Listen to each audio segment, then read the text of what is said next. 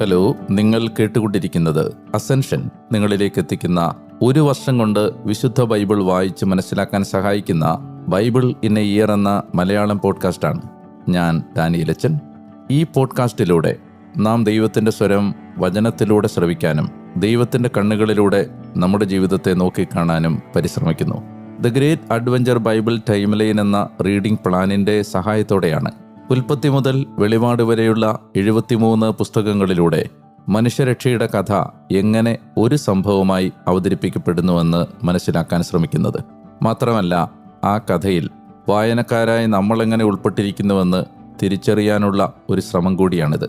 ഈ reading plan ആവശ്യമുള്ളവർക്ക് biyindia.com/മലയാളം എന്ന ലിങ്കിൽ അത് ലഭ്യമാണ്.